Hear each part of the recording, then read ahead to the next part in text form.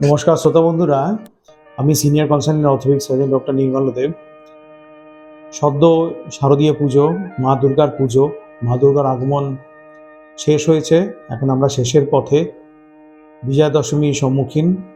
তো বিজয়া দশমীর প্রীতি ও শুভেচ্ছা আমি সবাইকে আন্তরিকভাবে জানাচ্ছি এবং আন্তরিকভাবে কামনা করছি যে আপনারা ভালো থাকুন এবং সুস্থ জীবনের দিকে এগিয়ে চলুন, যাতে আপনারা লাইফ স্প্যান, লনজিভিটি এবং পেন ফ্রি, ব্যথা না নিয়ে জীবনটা খুব ভালোভাবে উপভোগ করুন, তার কামনা করি। মায়ের কাছেও সেটা আমি প্রার্থনা করি যে আমার পেশেন্টরা ভালো থাকুক, ভালো করে বাঁচুক এবং সুস্থ জীবন দিয়ে তারা দীর্ঘ আয়ু লাভ করুক। এইটাই আমার কামনা থাকে মা দুর্গার কাছে এই পুজোর আমার সব পেশেন্টদের জন্যে। যারা আমার চ্যানেল শুনছেন তাদের জন্য শুভকামনা রইল আমার তরফ থেকে এবং অনেক অনেক ভালো থাকুন। মায়ের অনেক আশীর্বাদ আপনারা গ্রহণ করুন।